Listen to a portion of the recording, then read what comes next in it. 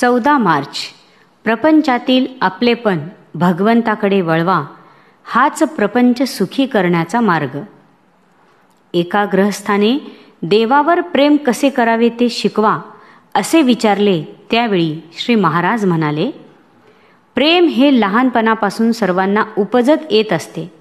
हा माझा मुलगा, ही माझी मुलगी यांच्यावर प्रेम कसे करावे हे कोणी शिकवावे लागत नाही. एकदा आपले मानले की आपोआप प्रेम निर्माण होते. हे प्रेम सुद्धा खरे बघितले तर स्वार्थी आहे. मुलगा ऐकत नाही, तो वाटेल तसे वागतो अशी आपण तक्रार करतो. त्याच्यावर जर आपले खरे प्रेम असेल तर आपण अशी तक्रार करणार नाही. परंतु त्याच्या मागे हा माझे ऐकत नाही हा स्वार्थ आहे. परमार्थ हा काही प्रपंचापासून वेगळा नाही. एक गृहस्थ मला भेटले. त्यांना मी विचारले, झाले का मुलाचे लग्न? तेव्हा ते म्हणाले, नाही, उद्या आहे.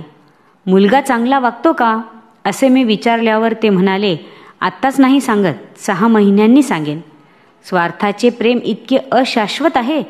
मला सांगा, अशा स्वार्थाच्या प्रेमापासून सुख कसे लागेल? खरोखर प्रपंच हा एखाद्या वर्कशॉपसारखा आहे. कॉलेजचे शिक्षण पुरे करण्यासाठी काही महिने वर्कशॉपमध्ये शिकावे लागते असे म्हणतात. त्या वर्कशॉपमधून त्यावेळी काही उत्पादन काढण्याचा उद्देश नसतो. फक्त मुलांना शिकविण्यासाठीच त्याचा उपयोग होतो. तेथे आपण सर्व काही शिकून घ्यायचे असते. पुढे ते आपल्या किती उपयोगी पडेल, त्याच्यापासून किती फायदा होईल याची अपेक्षा ठेवायची नसते. तसेच प्रपंचात आपण कर्तव्य बुद्धीने वर्तावे, म्हणजे मुलगा माझे ऐकत नाही हा प्रश्नच उद्भवत नाही. मुलगा असा का वागावा? तो म्हणेल की मी जन्माला यावे ही काही तुमची प्रेरणा नव्हे. आजपर्यंतचा तुमचा अनुभव पाहिला तर आपण केले असे थोडेच असते. म्हणून परिस्थितीबद्दल फारशी काळजी न करता आपण आपले कर्तव्य तेवढे योग्य रीतीने करावे. आपल्या वृत्तीवर परिणाम होऊ देऊ नये. प्रत्येक गोष्ट घडायला योग्य वेळकाळ यायला लागतो. तेव्हा कर्तव्य बुद्धीने वागून काय ते करा आणि भगवंता, हा प्रपंच तुझ्या इच्छेने चालला आहे म्हणा, म्हणजे आपोआप भगवंताचे प्रेम लागेल.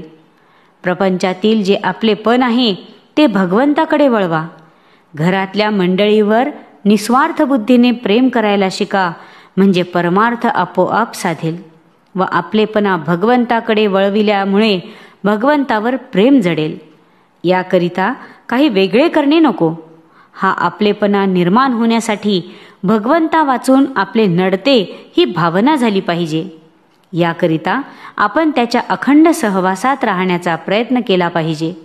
त्याच्या नामस्मरणानेच ही गोष्ट सहज शक्य आहे. श्रीराम जय राम, जय जय राम. आजचा सुविचार. वाचलेले विसरेल, पाहिलेले विसरेल, कृती केलेली विसरेल, पण अंतःकरणात घट्ट धरलेले नाम कधी विसरायचे नाही. जय श्रीराम.